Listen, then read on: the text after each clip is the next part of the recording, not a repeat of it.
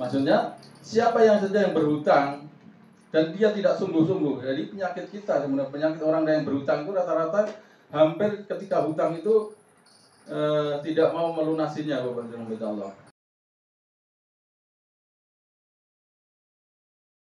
Rahimahullah menjelaskan, sebagian ulama mengatakan rohnya tertahan untuk menempati tempat yang mulia. Sebagian ulama mengatakan rohnya tertahan untuk menempati tempat yang mulia. Al-Araki mengatakan maksudnya ia di alam barzah, di alam barzah ini yang tidak jelas posisinya, dalam kondisi terkatung-katung, tidak dianggap sebagai orang yang selamat dan tidak dianggap sebagai orang yang binasa, sampai dilihat apakah masih ada hutang yang belum lunas atau sudah terselesaikan, sampai hutangnya selesai, maksudnya seperti itu. Selanjutnya, Bapak yang dirahmati Allah, yang keempat adalah orang yang mati syahid. Kalau tadi yang mati syahid keutamaannya itu sudah kita bayangkan, ada, makanya ketika mujahidin Palestina itu, Masya Allah, mereka tidak ada lemas atau tidak ada lemahnya, karena mereka adalah orang-orang yang Allah berikan karunia, karena orang yang Allah berikan karunia syahid itu gak semua orang, itu orang-orang pilihan, orang-orang yang tidak semua orang bisa dapatkan, pasti ada keistimewaan yang mereka lakukan. Orang yang mati syahid mendapat kesulitan karena hutangnya. Dari Abdullah bin Amr radhiyallahu an, Rasulullah SAW berkata, yakfaru lisahidi kullu dzambi illa dain. Semua dosa orang yang mati syahid diampuni kecuali hutang. Hadis ini diriwayatkan oleh Imam Muslim, hadis yang 1886. Mungkin tidak perlu diulas lagi tentang orang yang syahid, Bapak dan Ibu Allah. Ini akan kami sampaikan beberapa pendapat dari ulama. Ini adalah pendapat dari Al-Munawi rahimahullah, menjelaskan semua dosa yang terkait dengan hak orang lain, baik dalam masalah darah, harta, kehormatan, semua ini tidak diampuni dengan syahadat atau dengan syahadah. Maksudnya dengan syahid. Dan ini berlaku untuk orang yang mati syahid di darat.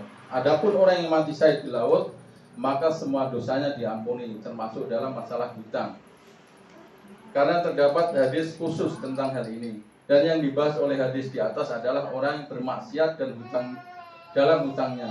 Adapun orang yang berhutang, ketika memang mampu untuk melunasi dan dia tidak mangkir dari pelunasan, maka dia tidak akan tertahan untuk masuk ke surga, baik dia syahid atau tidak. Ini ada perbedaan pendapat dari ulama, bahwa orang yang mati syahid di tenggelam di laut ternyata terbebaskan, tapi dengan syarat hutang itu bukan untuk disengaja atau untuk kemaksiatan, hutang yang mungkin kecil, maksudnya hutang yang tidak begitu pengaruh besar, contohnya mungkin hutang untuk makan atau yang kecil yang ringan yang tidak memang sengaja untuk menyusahkan orang lain.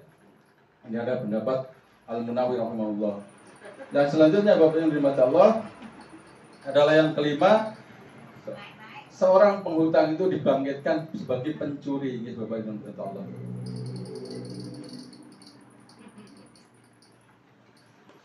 Rasulullah SAW bersabda, Aima rajul yadayaini dainan wa huwa majmu'u alla yuwafiyahu illa iyahu laqiyallahu sariqon. Siapa yang berhutang dan ia tidak sungguh-sungguh untuk melunasinya, maka ia akan bertemu Allah sebagai seorang pencuri. Hadis ini diriwayatkan oleh Al-Baihaqi dalam Syu'abul Imam nomor 5561 dan disahihkan oleh Syekh Albani, Bapak yang dirahmati Allah. Maksudnya siapa yang saja yang berhutang dan dia tidak sungguh-sungguh. Jadi penyakit kita sebenarnya, penyakit orang yang berhutang itu rata-rata hampir ketika hutang itu tidak mau melunasinya, Bapak yang dirahmati Allah. Dan ini saya sudah banyak mengalami orang yang seperti ini, Bapak. Mudah-mudahan kita akan sadar kalau segera untuk kita punya masalah hutang ini untuk segera melunasinya gitu. Karena Allah sejelek-jelek itu ketika kita bertemu melihat pencuri itu kan hina sekali gitu.